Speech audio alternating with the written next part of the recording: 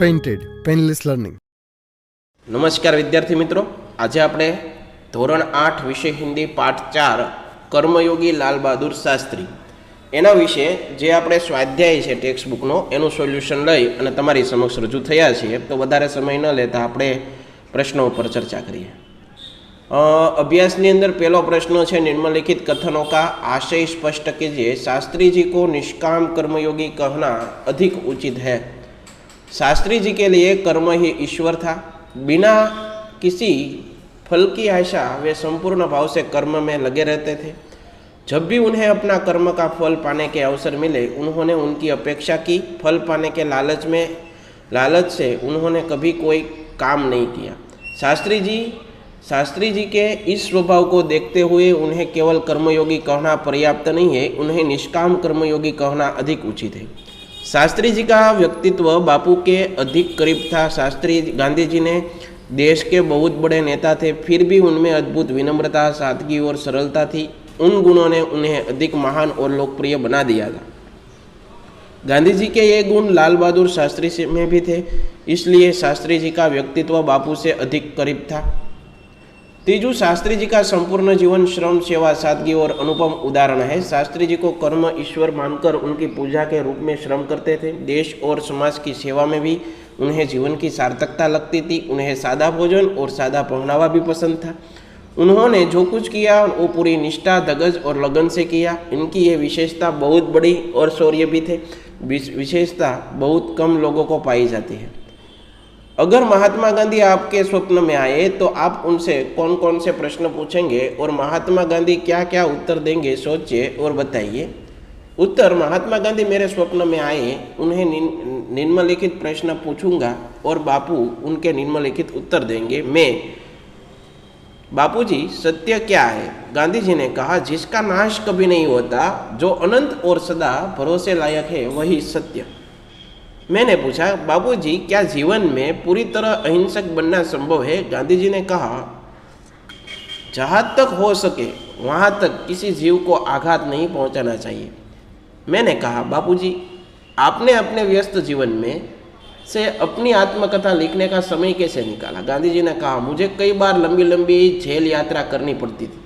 उनका उपयोग मैं आत्मकथा लिखने में करता था. आत्मकथा का अधिकांश भाग मैंने जेल में लिखा. प्रश्नोत्तर संवाद को आगे बढ़ाए. रिया ने कहा, गांधी जी का जन्म कब हुआ था? सुनील ने कहा, गांधी जी का जन्म 2 अक्टूबर 1869 को हुआ था. रिया ने कहा, गांधी जी ने उच्च शिक्षा कहाँ से प्राप्त की? सुनील ने कहा, गांधी जी ने इंग्लैंड से उच्च शिक्षा प्राप्त की. रिया ने कहा, गांधी जी दक्षिण अफ्रीका को गए थे. सुनील ने कहा, गांधी जी वकील के रूप में एक मुस्लिम व्यापारी का मुकदमा लड़ने के लिए दक्षिण अफ्रीका गए थे. रिया ने कहा, दक्षिण अफ्रीका में रहकर गांधी जी ने किसका विरोध किया? सुनील ने कहा, दक्षिण अफ्रीका में रहकर गांधी जी ने वहां की सरकार का रंग भेद का विरोध किया. रिया ने कहा, दक्षिण अफ्रीका से भारत लौटकर गांधी जी ने क्या कहा? दक्षिण अफ्रीका से भारत लौटकर गांधी जी ने क्या यह चल रहे स्वतंत्रता आंदोलन के आगे बढ़ाया. रिया, गांधी जी ने राजनीति में अपना गुरु किसे बनाया? सुनील ने कहा, गांधी जी ने राजनीति में अपना गुरु गोपाल कृष्ण गोखले को बनाया. रिया ने कहा, गांधी जी ने नमक सत्याग्रह कब किया? सुनील ने कहा, गांधी जी ने सन 1930 में नमक सत्याग्रह किया. रिया ने कहा, गांधी जी ने चरखे को क्यों महत्व दिया? सुनील ने कहा, गांधी जी ने देश की गरीबी दूर करने के उद्देश्य से चरखे को महत्व दिया. रिया ने कहा, सन 1942 में गांधी जी ने कौन सा आंदोलन किया? सन 1942 में अंग्रेजों को भारत छोड़ने का आंदोलन भारत छोड़ो आंदोलन किया. रिया ने कहा, गांधी जी की हत्या कब और कहाँ हुई? गांधी जी की हत्या 30 जनवरी 1948 को राजधानी दिल्ली में हुई. रिया ने पूछा, गांधी जी की समाधि क्या है और किस नाम से प्रकट है? गांधी जी की समाधि स्थल का नाम दिल्ली में है और उसका नाम है राजघाट से प्रसिद्ध है. प्रश्न 4, निम्नलिखित परिच्छेद का शुद्ध रूप से अनुलेखन कीजिए. જે તમારે અહીંયા લખવાનું છે. ત્યારબાદ બીજો પ્રશ્ન છે લાલ બહાદુર શાસ્ત્રીજી પર ગાંધીજીને. प्रश्न 1, शास्त्री जी ने देश के किस आकांक्षा को पूरा किया? कैसे? प्रधानमंत्री के रूप में पंडित नेहरू एक समृद्ध राजनीतिक विरासत छोड़कर गए थे. उनकी मृत्यु के बाद उसके कुशलतापूर्वक संभाल कर शास्त्री जी ने देश की आकांक्षा पूरी की. शास्त्री जी का चरित्र निर्मल था, उनमें अद्भुत संकल्प शक्ति थी। राष्ट्र को लाभ पहुंचाना उनके हर कर्म का एकमात्र उद्देश्य रहता। उनके उन्हीं गुणों के बल पर वे नेहरू जी की विरासत को संभालने और उसे आगे बढ़ने के कठिन काम पूरा कर सके। लाल बहादुर शास्त्री पर गांधी जी के आदर्शों का क्या प्रभाव पड़ा? लाल बहादुर शास्त्री जी का जन्म एक साधारण परिवार में हुआ था और उसी में उनकी परवरिश भी हुई। प्रधानमंत्री जैसे ऊंचे पद पर पहुंचने पर भी वे सामान्य ही बन रहे। विनम्रता, सरलता, सादगी और जनसेवा की भावना उनके व्यक्तित्व के अभिन्न अंग बन गए थे। ये सारी गुण महात्मा गांधी के थे जो शास्त्री जी में अपने आप आ गए थे। गांधी जी की तरह उन्हें अछूतोद्वार कार्यक्रम भी चलाया। इस प्रकार लाल बहादुर शास्त्री पर गांधी जी के आदर्शों का गहरा प्रभाव पड़ा। तीजू, शास्त्री जी के संसदीय जीवन की शुरुआत कैसे हुई? शास्त्री जी में कार्य के प्रति गहरी निष्ठा थी। वे मेहनत करने की अदम्य क्षमता रखते थे। अपने उन्हीं गुणों के कारण सन 1937 में वे संयुक्त प्रांत की व्यवस्थापिका जो सभा के लिए निर्वाचित हुए। स्वतंत्रता प्राप्ति के बाद कई बार वे संसद के लिए चुने गए, परंतु उनके संसदीय जीवन की वास्तविक शुरुआत सन 1947 के निर्वाचन से हुई। छात्रों के दीक्षांत समारोह में शास्त्री जी ने कौन से विचार व्यक्त किए?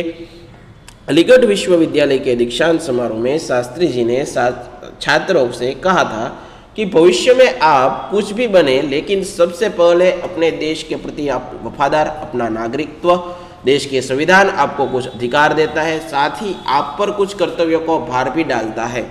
देश में प्रजातंत्र होने के कारण प्रत्येक नागरिक को निजी स्वतंत्रता भी मिली है। इस स्वतंत्रता का उपयोग हम समाज के हित में करना चाहिए।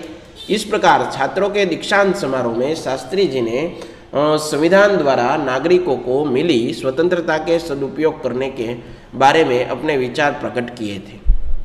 प्रश्न 2, परिच्छेद में रेखांकित शब्दों को अर्थ शब्दकोश में ढूंढकर उन्हें शब्दकोश के क्रम में गोठवे। रीट, आधारशील, अमिट, पल्लवित, सौरभ और सभ्य। शब्दकोश ની અંદર આપણે ગોઠવવાના જે તમને દર્શાવ્યા। इस इकाई से हम लाल बहादुर जीवन में से कौन कौन से सद्गुण ग्रहण कर सकते हैं? लाल बहादुर जी छोटे कद के बड़े व्यक्ति थे। उनके जीवन से हमें यह शिक्षा मिलती है कि हम अपना कर्तव्य पूरी भावना, पूरा निष्काम से करना चाहिए। अपने उद्देश्य के प्रति हमारी दृढ़ आस्था हो, उसे पाने के लिए हमें कर्म में लगे रहना चाहिए तथा उसके प्रति हमारा संपूर्ण आत्मसमर्पण होना चाहिए। हमारे जीवन में श्रम, सेवा, सरलता, विनम्रता, सादगी हो, यह आवश्यक है। हम जो कहें वही करें और अपने राष्ट्र को लाभ पहुंचाने की वृत्ति रखें। इस प्रकार हम शास्त्री जी के जीवन से अधिक सद्गुण ग्रहण कर सकते हैं। प्रश्न 4, एक था शेर, उसने अपनी ताकत पर बड़ा घमंड था। जंगल के प्राणियों ने उसको सबक सिखाने की बात सोची। छोटी चीटी बोली, मैं शेर का घमंड उतार दूंगी। तो आ वार्ता दीदी है मित्रों, तमे अहींया दर्शावी। तो आशा राखो आ सोल्यूशन तमने गम्युं हशे। फरीवार आवा नवा सोल्यूशन साथे मळता रहीशुं। त्यां सुधी जय हिंद, जय भारत, धन्यवाद। Painted, Painless Learning.